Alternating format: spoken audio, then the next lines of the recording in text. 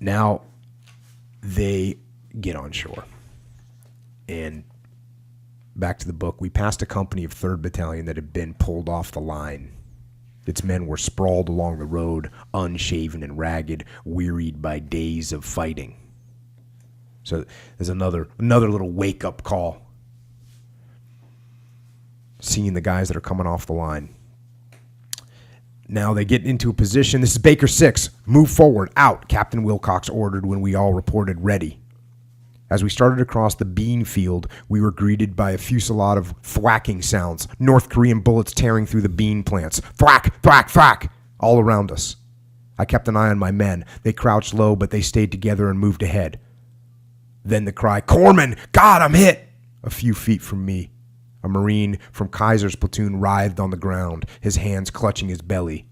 Grayish-red intestines pushed through his fingers and blood stained the ground as he thrashed about, screaming in his pain and terror. For the first time, I felt the shivers of dread, the awful fear that comes with combat. I froze. A second. How many seconds? Until I once again became aware of the thwacking sounds in the bean plants, and I yelled at the men, "Move it, you people, keep moving!" They bent lower to the ground as we went forward. The North Korean mortars came. Spouts of earth and black smoke leaped about us, laced with flame and screaming shrapnel. The leaves from bean plants spun in flurries, and the ground shook. I was suddenly in the midst of a frenzied storm of noise. Mortars whistled and crashed, bullets whined and leaves thwacked, men shouted prayers and blasphemies. At the far end of the bean field was the dike of a rice paddy. We headed for its cover. A string of mortar shells exploded around us, and a man threw himself to the ground, kicking and screaming. "Can't take this! I can't take this!" screeched the fear-stricken Marine, and he curled up himself into a fetal ball. I ran to him and prodded him with the butt of my carbine. "On your feet!" His head was buried in his arms. "Can't take this," he wailed. "Get up or I'll shoot you." The sound of the words coming from my mouth was unreal to me. "Jesus, don't shoot me," the man whined. Tears cut pale streaks through the dust on his cheeks as he stared in horror at my carbine, which was inches from his face. I grabbed the man by his collar and pulled him up to his feet. "Move," I yelled.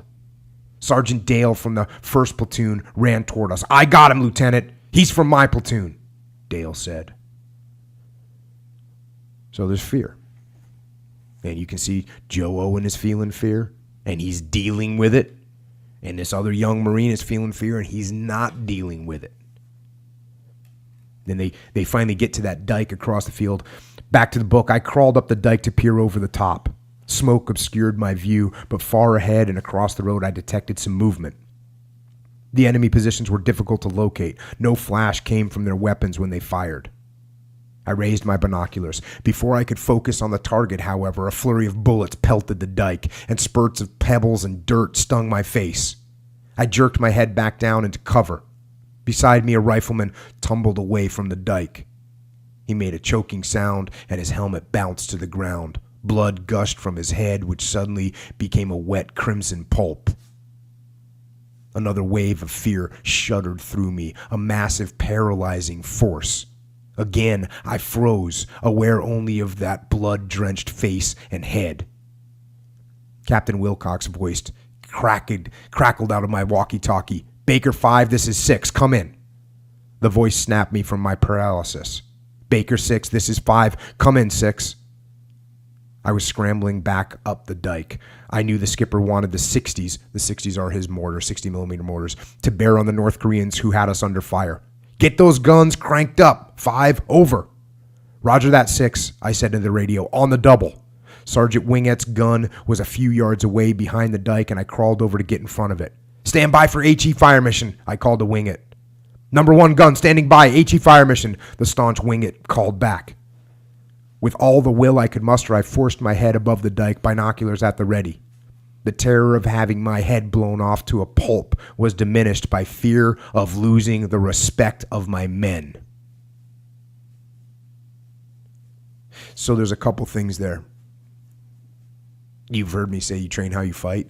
What they go back to is the fundamentals that they practice and trained, and we didn't dive too much into training.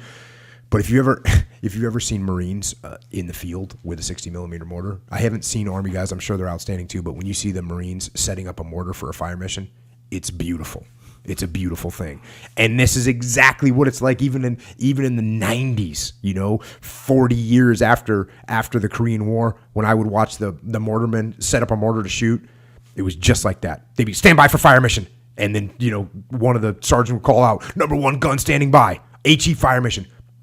You go back to your training, and those fundamental basics that you learn, the simple commands, that's what you go back to. That's why you train. That's why you use repetition. So when that fear comes up, you go back to what you know. Your instinct becomes, instead of cowering, your instinct becomes to do what you've trained how to do. Back to the book. All along the dikes, our Marines were sprawled, heads below the edge. The corpsmen had moved their wounded alongside the road, waiting for the ambulance jeeps, the meat wagons, to come up. There were 2 bodies, face covered by ponchos.